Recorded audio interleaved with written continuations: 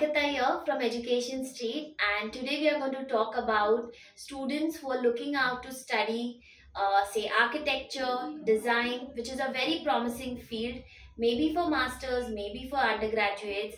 This is what we want to talk about. That one of the very important element when you are applying abroad for these programs is a portfolio. Very less talked about, but very important aspect, and hence there's a lot of confusion in this area. So if you are a student who's applying for bachelor of say design or a master of design, maybe product design, furniture design, UI UX, could be a lot of areas into those, or you are an architect student who's applying for BArch, a bachelor of architecture, or an MArch, portfolio is a very important requirement for your course. Now in this case, what we would recommend is that first and foremost understand that why is a portfolio required. So definitely your courses is very skill oriented and it's very creative oriented. For this, the admission officer definitely wants to understand that how creative you are, and in that case that's the first requirement what the admission officer want to look. Apart from your previous academics, apart from your interest, apart from your hobbies and all of those things, portfolio plays a very important role for them, because they're mapping your personality, your attitude, your character, your creativity, and of course how conceptual you are. So saying this, portfolio is important. Now the part of confusion here is that they ask for a portfolio, but there's never a direct requirement of what all should go in portfolio. So we normally don't like such open-ended things, right? Because we are left to decide, and when we are left to decide, we don't know what is to be done, because we are normally very tuned in to follow things, not create our own. So that's exactly where the starting point comes in. You have to be creative and you have to take the onus. Now the question that you need to ask about you is that of course you would be creative, right? You have done a lot of things in your career or in your area of hobbies. So saying this, you need to first and foremost have a repository of things and pick the best pieces out of it.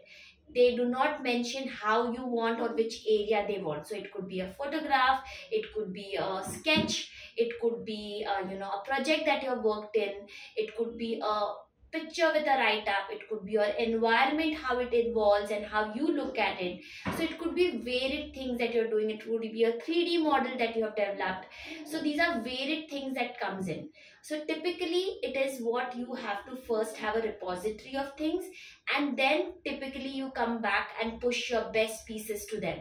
Now how many to do that, even that they don't tell you. So saying this, you probably may choose say 10 or 20 best pieces. Say 10 is also good enough, from different areas, different ideas, different it could be shades of colors, it should be how your project looked as a sketch and now how it looks as a 3D model. So the steps, how you have evolved that. So these are varied things that comes in picture. So this is how portfolio is. There's no specific requirement given by university. There could be only requirement about what dimensions they want, or what is the file size they want, or the PPT size that they want. But apart from that, they will always leave that creativity on you, that show us that what it is to be you. So be yourself, be your best, be your best creative person, and choose and send it across. Don't have FOMO, because I know a lot of you have a lot of things that you have done, and the fear of missing out. Oh, is this or this? Which one makes it better? You're the best judge. Choose it up and go for it and make a portfolio. Now once when you have decided your portfolio and stuff, understand they always have certain areas where you have to upload them, and the sizes and the dimensions are very important to take care. So normally it's Lightroom, you must have heard about that website where they ask you to upload in that.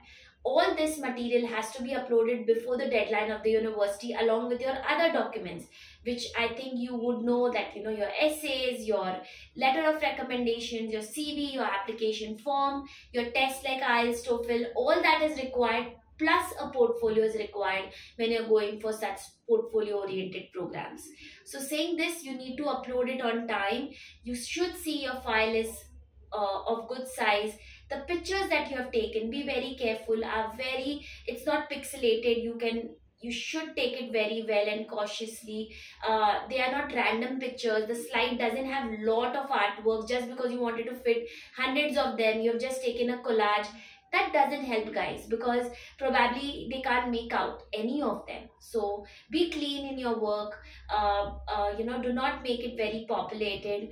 Have a write up below, because just imagine they are just viewing it. So for them to understand what it is, your creativity may not speak to them, right? So let's have a little write up below about what you are actually trying to portray from that image. So that's one thing which is very important, because a art without a message doesn't convey anything. So please do that. Please be there and have a write up below for it.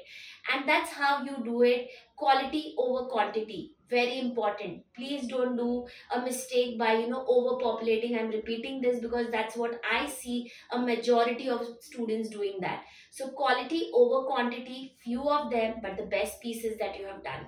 So this is where the admission officers come in picture. Help them to understand your art and start building your portfolio way before you start the entire process, because it takes time and you're the only one who can do that. As counselor, I can just guide, I can help you, but I'm not as creative as you, definitely, right? Because that's not my area, or someone else cannot do that. I know there are a lot of in the market who says we'll prepare the portfolio and give it out, but it's as good as saying that you're outsourcing the main skills that you have and it's replicable. It's not, right? So please don't go into all these fall and tall promises. Work on it, invest on it, because the person who's going to benefit out of it is you. So saying this, these are the requirement for a portfolio. Normally students who are going for design, architecture, UI UX, wherever design comes in picture, could be even a lot of fashion courses, even interior designing courses. It's all these programs where they require to see your creativity. A portfolio is required.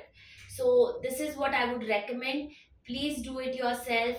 Please be clean, quality over quantity, and definitely we are there at Education Street to take care of most of the other things that you require if you're looking abroad to study for these degrees, and we can definitely guide you and help you. So for any of your studying abroad requirement, follow us.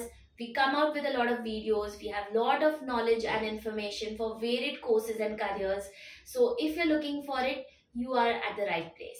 Follow us, subscribe us, and we'll definitely give you all what you want. Thank you so much, guys.